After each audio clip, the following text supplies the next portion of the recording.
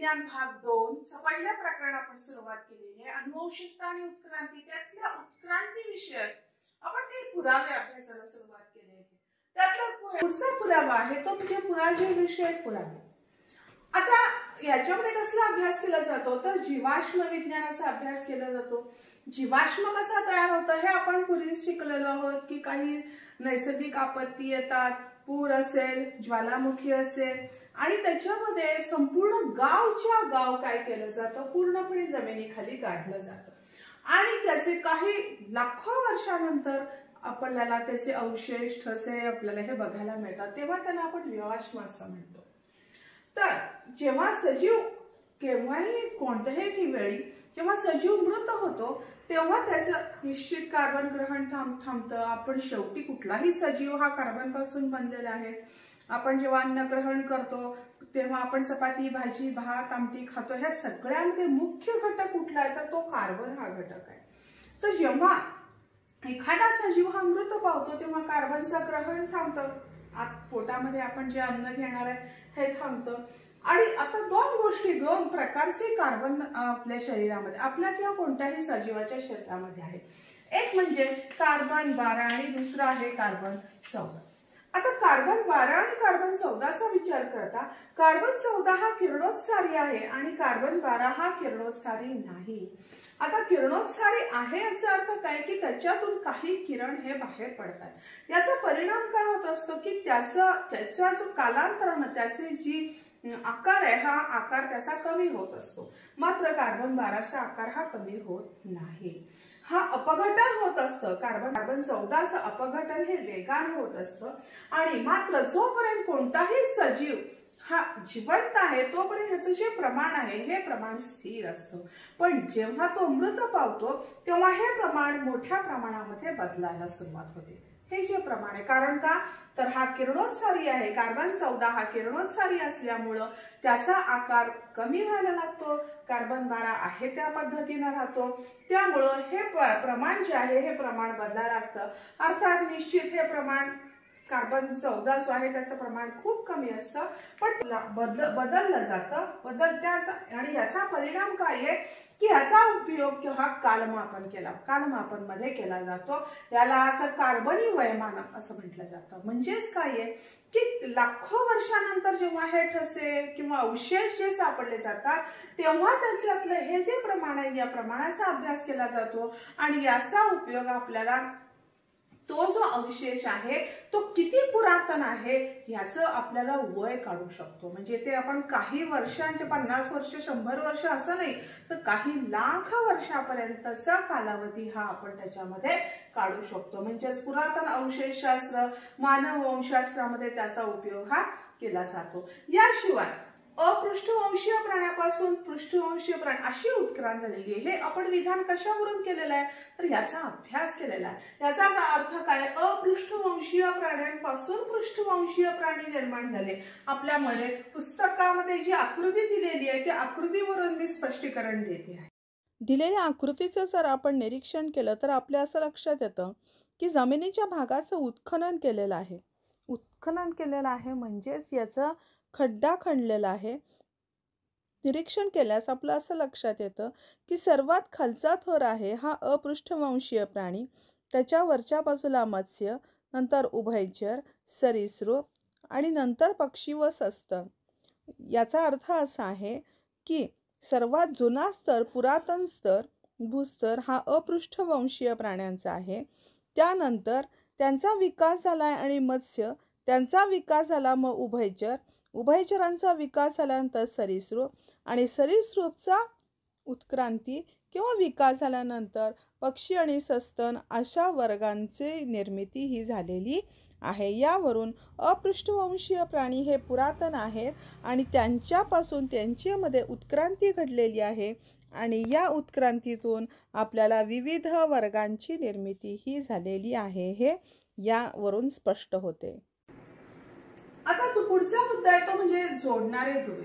आता जोडणारे दुवे म्हणजे काय की प्राणी एकच आहे पण त्यांच्यामध्ये शारीरिक लक्षणं अशी आहेत की ते दोन भिन्न गटाशी संबंधित असल्याचा आहेत अशी त्यांची शारीरिक लक्षणे।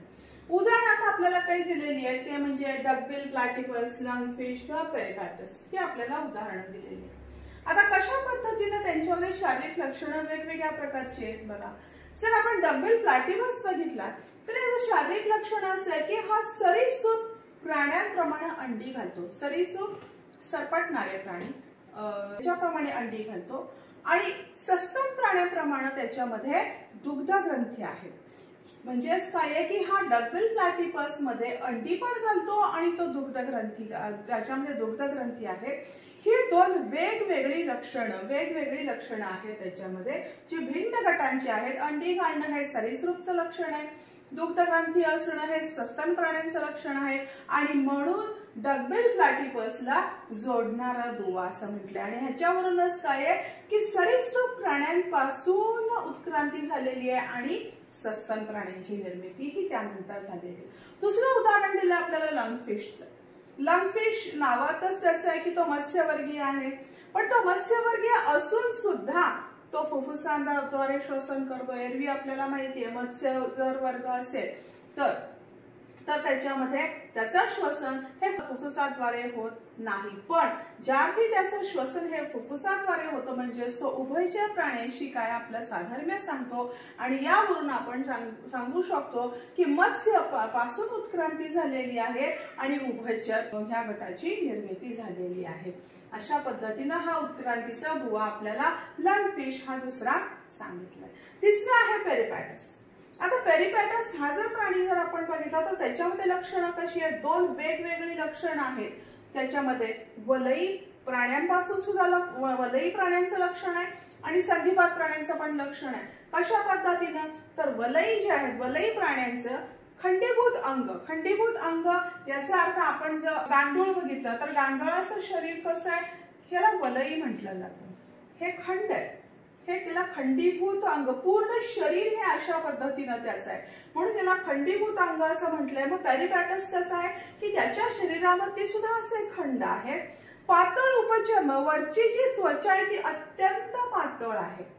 ही लक्षणं वलयी प्राण्यांची आहेत, ही आपल्याला पेरिपॅटस मध्ये बघायला मिळतात. त्याचबरोबर संधिपात प्राणी जे आहेत आपल्याला झुरळासारखे जे प्राणी आहेत त्यांच्या शरीराचं वैशिष्ट्य काय आहे तर खुली रक्ताभिसरण, की जसं आपल्या शरीरामध्ये रक्त कसं आहे आपली बंद आहे, क्लोज सर्क्युलेटरी सिस्टीम आहे. म्हणजेच काय आपली काही खुली रक्ताभिसरण संस्था नाही, आपल्या शरीरामध्ये रक्तवाहिन्या आहेत. अशा रक्तवाहिन्या या संधिपात प्राण्यांमध्ये नाही, त्यात खुली रक्ताभिसरण संस्था आहे, खुली श्वसन नलिका. अशा पद्धतीनं त्यांची जी लक्षणं आहेत तर पेरिपॅटस मध्ये ह्या दोन्ही पद्धतीची लक्षणं बघायला मिळतात.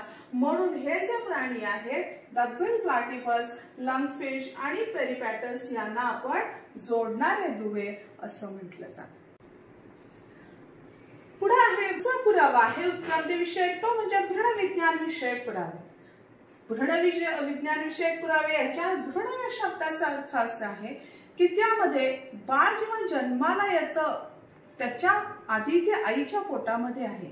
आईच्या पोटामध्ये असताना सुद्धा विविध अवस्थेमध्ये ते जात असतं. तेव्हा अगदी सुरुवातीची जी अवस्था आहे बाळाची पोटामध्ये असतानाची जी सुरुवातीची अवस्था आहे त्या अवस्थेला त्याला भ्रूण असं म्हटलं जातं. आता याच्यामध्ये जो अभ्यास केलेला आहे हा पृष्ठवंशीय प्राण्यांच्या बाबतीत केलेला आहे. पृष्ठवंशीय प्राणी ज्यांच्या शरीरामध्ये पाठीचा कणा आहे असे प्राणी त्यांना आपण पृष्ठवंशीय प्राणी असं म्हणतो. आणि अशा पृष्ठवंशीय प्राण्यांच्या प्रारंभिक अवस्थेतला भ्रूणांची जी अवस्था आहे, भ्रूण आईच्या पोटात असतानाचा अगदी सुरुवातीची म्हणजे अगदी आपण माणसाचा आपला जर आपण विचार केला तर आपण आपल्या आईच्या पोटात 9 महिने असतो. ह्याच्यातला पहिला जो 3 महिन्याचा जो कालावधी आहे त्याला भ्रूण असं म्हटलं जातो. पहिला 3 महिन्याचा कालावधी. ज्या 3 महिन्याच्या कालावधीमधला आता हा माणसाचा तसं प्रत्येक प्राण्याच्या बाबतीमध्ये ही भ्रूणावस्था ही वेगवेगळी आहे. तर त्याच्यामध्ये ह्या भ्रूणावस्थेचा कालावधी अवस्था आहे या अवस्थेचा अभ्यास केलेला आहे. आणि त्याच्यामध्ये कोणकोणते प्राणी घेतलेले आहेत तर प्राणी घेतले म्हणजे मासा, सॅलमँडर, कासव, कोंबडी, डुक्कर, गाय, ससा आणि मनुष्य अशा प्रकारचे प्राणी हे घेतलेले आहेत आणि त्यांच्या भ्रूणांचा अभ्यास केलेला आहे. तर त्या भ्रूणांचा अभ्यास प्राथमिक अवस्थेमध्ये असं लक्षात आलं की ह्यांच्या की आपल्याला पुस्तकामध्ये आकृती दिलेली आहे, त्याच्यामध्ये प्राथमिक पहिल्यांदा आणि नंतर हळूहळू कशा पद्धतीने त्याच्यामध्ये बदल आहेत हे सुद्धा आपल्याला दाखवले. आपण निरीक्षण केल्यावर सुद्धा आपल्याला लक्षात येतं की त्यातल्या प्राथमिक अवस्थेमध्ये काय आहे, साम्य आहे. मात्र जसजसा कालावधी वाढत जातो, हा जसा म्हणजे कालावधी वाढतो म्हणजेच काय, त्या ठिकाणी विकास होतोय. हा विकास होताना हे साम्य हळूहळू कमी होतंय. म्हणजेच काय आहे, सुरुवातीच्या अवस्थेमध्ये आपण साम्य आहे त्या भ्रूणांमध्ये सगळ्या प्रकारचे वेगवेगळ्या प्रकारचे प्राणी घेतलेले आहेत. मात्र काय त्याच्यामध्ये वैशिष्ट्य एक साम्य आहे, हे सगळे पृष्ठवंशीय प्राणी आहे. अशा पृष्ठवंशीय प्राण्यांचं निरीक्षण करताना सुरुवातीच्या प्रारंभिक अवस्थेमध्ये साम्य आहे. मात्र जसजसा कालावधी पुढे जातोय तसा पुढे विकास होताना साम्य कमी होतं. आणि हाच एक महत्वाचा पुरावा आहे की याचाच अर्थ आपले पूर्वज हे एकच होते. हा त्याचा पुरावा आहे.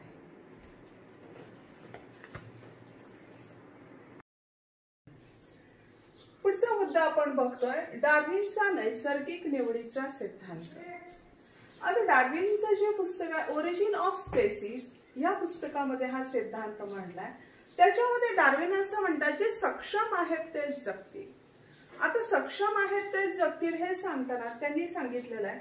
आता उदाहरणादाखल आपण एखाद्या तुळशीचं उदाहरण बघूया की आपल्या घरामध्ये तुळस आहे आणि त्या तुळशीच्या कडेनं आपल्याला अनेक रोपही बघायला मिळतात, अनेक रोपं येतात. साधारण पावसाळा असला की एक तुळस मोठी असते आणि तिच्या कडेनं अनेक छोट्या छोट्या तुळशी येतात. त्या सगळ्या जगतात का, तर नाही. एकच त्यातलं रोप जे असतं ते मोठं होतं. ह्याचं कारण काय आहे, हेच एक साधं आहे डार्विनचा सिद्धांत आहे. ओरिजिन ऑफ स्पेसीज या पुस्तकामध्ये त्यांनी असं सांगितलंय, सक्षम ते जगतील. जे सक्षम आहेत तेच जगणार आहे.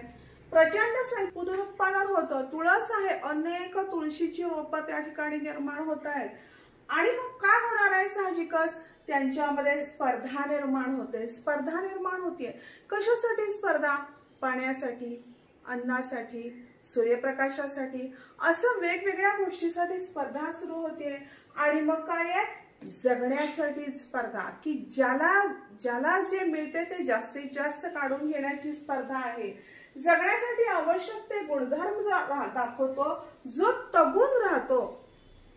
म्हणजे काय आहे की आता मला जगायचं म्हटल्यावरती काय आहे, सगळ्या गोष्टी योग्य त्या पद्धतीनं मिळणं साहजिक आहे. तुळस आहे, ज्या वनस्पतीला जर जगायचं असेल तर तिला पाणी आवश्यक आहे, तिला सूर्यप्रकाश आवश्यक आहे, तिला वेगवेगळ्या प्रकारची खनिजे आवश्यक आहेत. हे सगळं मिळालं, ज्याला मिळतं तोच तगून राहणार आहे. तीच वनस्पती, ते झाड, तो सजीव तगून राहणार आहे. आणि ज्याला ते मिळू शकत नाही तो मरून जाणार आहे. हा डार्विनचा सिद्धांत आहे. यासाठी नैसर्गिक निवड पण आहे. निसर्ग सुद्धा त्याला निवडतो आणि निसर्गाप्रमाणे काय आहे, जो सुयोग्य ते जगतात. मग सुयोग्य ते जगतात म्हणजेच काय आहे, जे सक्षम आहेत, प्राप्त परिस्थितीमध्ये जे आहे त्याच्यामध्ये धडपड करतात ते जगतात. आणखी बाकी मरतात की जे आपल्याला जी पर्यावरण आहे, जी परिस्थिती आहे, त्या परिस्थितीला योग्य त्या पद्धतीने स्वतःच समायोजन करू शकत नाहीत, ते मरतात. हा आपल्याला डार्विनने सांगितलेला सिद्धांत आहे. पुढे काय अजून ते म्हणतात, तर जगलेले पुनरुत्पादन करतात. जे जगलेले आहेत, जे जिवंत आहेत, ते पुढच्या पिढ्यांची निर्मिती करतात. ह्या पिढ्यांची निर्मिती करताना काय आहे, लाखो पिढ्या पुढे जातात. प्रत्येक वेळी दर 1000-1500 वर्षानं त्याच्यामध्ये काय आहे, आपल्याला काही सूक्ष्म बदल बघायला मिळतात. म्हणजेच काय आहे, वेगवेगळ्या वैशिष्ट्यांसह नवीन प्रजाती तयार होते. एक वेळ अशी येते, हजारो वर्षानंतर एक वेळ अशी येते की मूळची वनस्पती वेगळी असते, आणखीन तयार शेवटची जी वनस्पती जिचा आपण अभ्यास करणार आहोत ती वनस्पती ही जे त्याची जी प्रजाती आहे ती पूर्णपणे वेगळी असते. आणि म्हणूनच आपण काय आहे की मध्यंतरी जे पुरावे गेल्या तासाला आपण जे पुरावे विविध बघितले त्या पुराव्यांचा याच्यामध्ये अभ्यास हा आपल्याला दिलेला आहे. आता डार्विनचा सिद्धांत हा आपण बघितला, आता पण तरी सुद्धा त्याच्यावरती काही आक्षेप आहेत. कोणत्या प्रकारचे आक्षेप आहेत? पहिला आक्षेप असा आहे की केवळ नैसर्गिक निवड याच्यामुळे उत्क्रांती झाली असं नाही. आता आपल्याला माहिती आहे उत्क्रांती म्हणजे अत्यंत सावकाश होणारे बदल आहेत, त्यासाठी कित्येक मोठा कालावधी, भरपूर वर्षांचा कालावधी जावा लागतो. फक्त नैसर्गिक निवड हाच एक उत्क्रांतीचा पाया आहे असं नाही, तेच एक कारण आहे असं नाही, इतरही बरीच कारण आहेत त्याच्यामध्ये, असं आपल्याला पहिला त्यांनी आक्षेप घेतलेला आहे. दुसरा आक्षेप असा आहे की उपयोगी व निरुपयोगी बदलांचं स्पष्टीकरण नाहीये. बदल जे आहेत ह्या बदलांचे, हे बदल कसे झाले, कशामुळे झाले, सुरुवात कशी झाली, याचं कुठलंही स्पष्टीकरण आपल्याला हा जो सिद्धांत आहे या सिद्धांतामध्ये नाही. आपल्यामध्ये काही अवशेषांग वगैरे बदल हे आहेत, म्हणजे कसे आहेत ते अवशेषांग जे आहेत हे निरुपयोगी बदल आहेत, परंतु ही अवशेषांगांच्या विषयी सुद्धा कुठल्याही प्रकारचं स्पष्टीकरण हे त्याच्यामध्ये सिद्धांतामध्ये नाही. आता सावकाश व एकदम होणारे बदल यांचाही उल्लेख नाही. आता एकदम होणारे बदल ज्यास आपण बघितलं उत्परिवर्तन जे आहे या उत्परिवर्तनचा सुद्धा उल्लेख या सिद्धांतामध्ये नाही. अशा पद्धतीनं आपल्याला डार्विनचे जे आक्षेप आहे, सिद्धांतावरचे आक्षेप आहे, पहिलं म्हणजे केवळ नैसर्गिक निवड हाच काही त्याच्यामध्ये महत्वाचा मुद्दा नाही, केवळ हाच मुद्दा आहे असं नाही, उत्क्रांतीमध्ये इतर मुद्दे आहेत. याशिवाय अवशेषांग वगैरे जे निरुपयोगी बदल झालेले आहेत त्यांचंही स्पष्टीकरण नाहीये. शिवाय सावकाश आणि एकदम होणारे बदल, उत्परिवर्तन यांचा सुद्धा उल्लेख ह्या डार्विनच्या सिद्धांतामध्ये नाही. हे डार्विनच्या सिद्धांतावरील आक्षेप आहे. पुढचा मुद्दा आहे तो लमार्कवाद. आता हा एक निसर्गशास्त्रज्ञ आहेत, यांनी असं सिद्धांत मांडलेला आहे की जीवन काळात संपादित केलेले गुण संततीकडे संक्रमित होतात आणि याला संपादित गुणांचा अनुवंश असं म्हटलेलं आहे. आता नेमका ह्यांचा जो सिद्धांत आहे हा कशा पद्धतीने आहे बघा, की इंद्रियांचा वापर करणे वा न करणे यावरून हा सिद्धांत त्यांनी स्पष्ट केलेला आहे. जसं आपण म्हटलंय की उत्क्रांती होताना सजीवांच्या शरीर रचनेमध्ये बदल होतो, काही अनुकूल बदल आहेत, काही प्रतिकूल, चांगले वाईट असा बदल शरीर रचनेत होतात हे सांगितलेलं आहे. कारण त्यासाठी त्या सजीवानं, ह्याला कारण काय आहे तर सजीवानं केलेला प्रयत्न किंवा आळस. प्रयत्न जर केला तर ते जे इंद्रिय आहे ते जास्त सक्षमपणे राहणार आहे, आणि जर आळस केला तर हळूहळू त्याचा ऱ्हास होणार.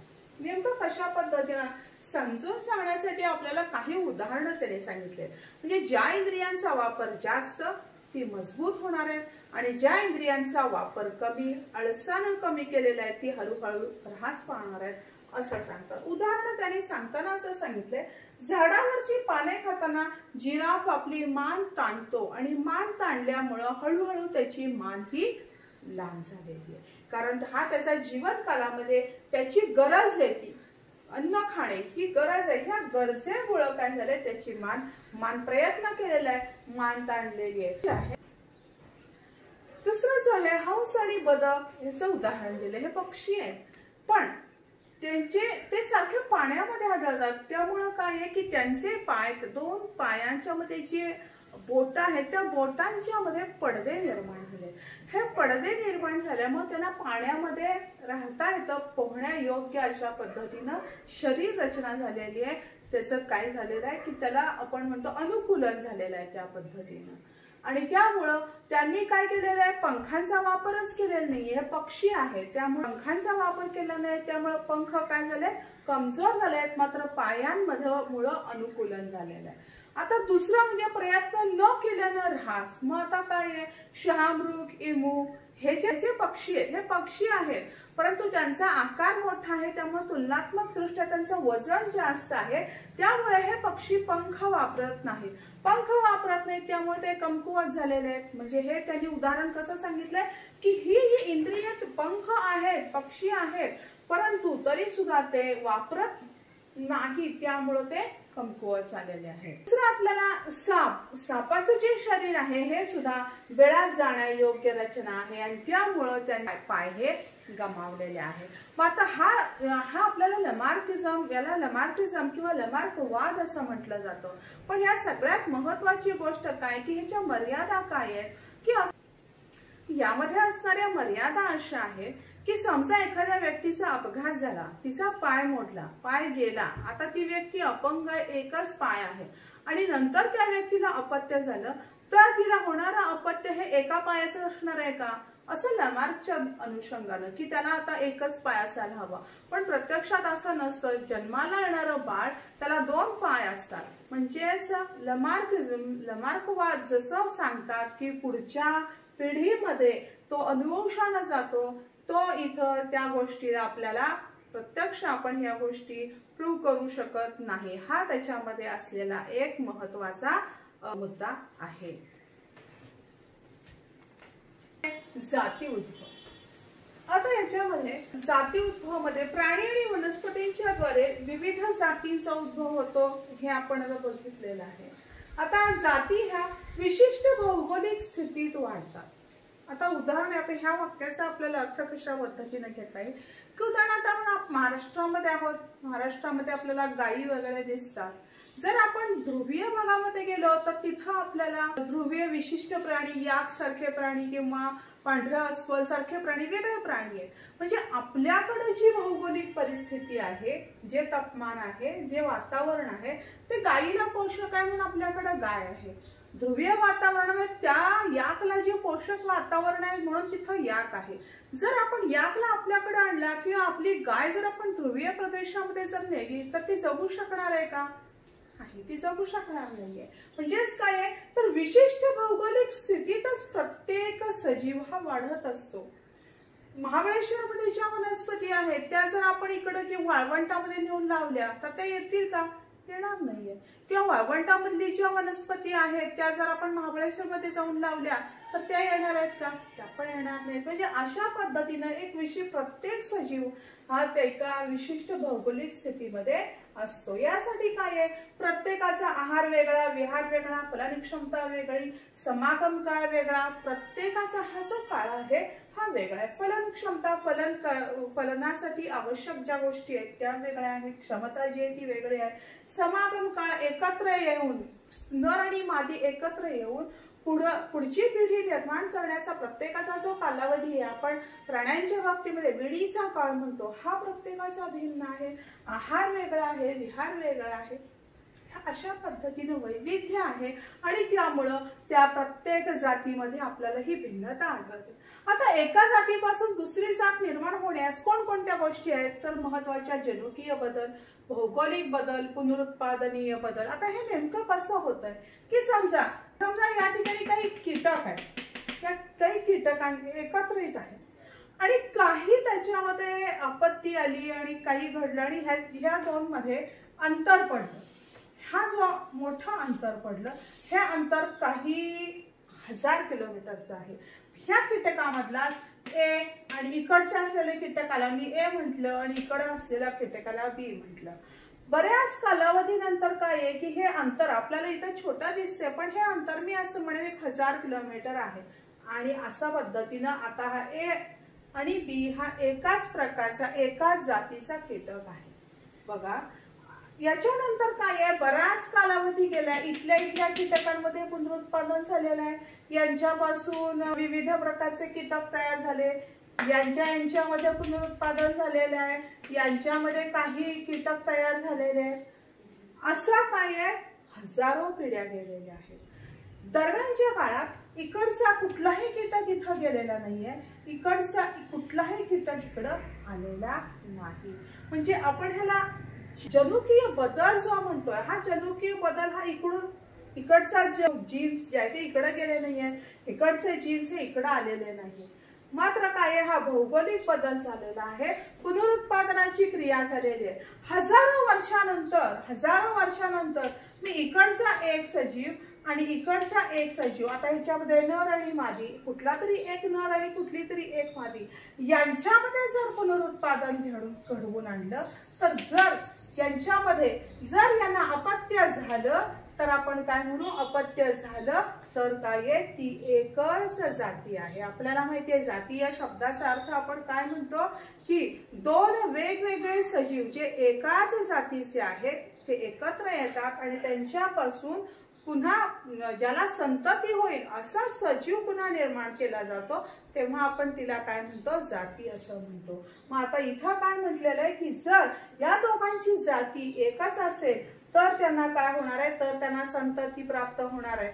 जर यांना अपत्य प्राप्ती झाली नाही तर ह्या दोन वेगवेगळ्या जाती निर्माण झालेल्या आहेत असा त्याचा अर्थ होतो. या भागामध्ये आपण मानवी उत्क्रांती म्हणजे आजचा जो माणूस आहे हा कसा तयार झाला याचा आपण फक्त धावता आढावा घेणार आहोत. यामध्ये 7 कोटी वर्षापूर्वी डायनोसॉर नष्ट झाले. आपल्याला माहिती आहे की डायनोसॉर का नष्ट झाले वगैरे ह्या ज्या गोष्टी आहेत तो एक वेगळा मुद्दा होऊ शकतो की ते तापमानाला समायोजन करू शकत नव्हते, तापमान हळूहळू वाढायला लागलं, त्या तापमानाला ते समायोजित करू शकले नाही म्हणून ते नष्ट झाले. तर ते त्यानंतर काय की लेम्यूर सारखे दिसणारे जे माकड हे विकसित झालं. 4 कोटी वर्षापूर्वी त्यांच्या शेपट्या नष्ट झाल्या. म्हणजे हळूहळू विकासासाठी आपण जरी हळूहळू म्हटलं तर त्याचा कालावधी बघितला तरी आपल्या लक्षात येतं की 7 कोटी वर्षापूर्वी डायनोसॉर नष्ट झाले, तेव्हा लेम्यूर सारखे दिसणारे माकड विकसित झाले. 4 कोटी वर्षापूर्वी त्यांच्या शेपट्या नष्ट झाल्या. म्हणजे काही कोटी 3 ते 4 कोटी वर्षांचा कालावधी लागलेला आहे. हा फार मोठा महत्वाचा मुद्दा आहे की म्हणजे एवढा मोठा कालावधी आहे हा उत्क्रांतीसाठी लागलेला आहे. आज जो माणूस तयार झालेला आहे त्यासाठी त्याचा इतिहास आहे सगळा. मेंदूचा विकास आणि आकार मोठा होत गेला हळूहळू. सगळ्या गोष्टी या सावकाश कित्येक वर्षांचा कालावधी आहे. हातांच्या पंजात सुधारणा झाली आणि एप सारखे प्राणी नंतर गिबन आणि ओरांगुटानमध्ये रूपांतर. म्हणजेच काय इथं उत्क्रांती मधला हा एक एक टप्पा आपल्याला त्यांनी उलगडून सांगितलेला आहे. मात्र प्रत्येकाचा कालावधी हा कित्येक वर्षांचा आहे. आफ्रिकेत राहिलेले एप त्यातून चिंपांजी आणि गोरिला उदयास. काही वेगवेगळ्या थोडी थोडी वैशिष्ट्ये बदलत गेली आणि त्या पद्धतीने त्यांची नावही वेगवेगळी होत गेली. 2 कोटी वर्षापूर्वी एपच्या मानव सदृश जाती हातांचा वापर करू लागल्या. मग अन्न ग्रहण करणे वगैरे किंवा तत्सम काही ज्या हालचाली आहेत त्या हालचाली हातांच्या सहाय्याने करायला सुरुवात झालेली आहे. कालांतराने हवामान बदल झाला, जंगले नष्ट व्हायला सुरुवात झाली. साहजिकच जे एप सारखे जे प्राणी होते जे जंगल झाडांच्या वरती राहत होते ते हळूहळू जमिनीवरती वास्तव्याला यायला लागले. मानव सदृश प्राणी पहिली जी नोंद आहे ती रामापेथिकस या एपची. आता पुस्तकामध्ये आपल्याला आफ्रिकेचं नाव दिलेलं आहे.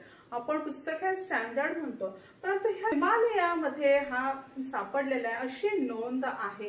पण आपल्याला पुस्तकामध्ये मात्र ह्याचा रेफरन्स हा आफ्रिकेचा आहे.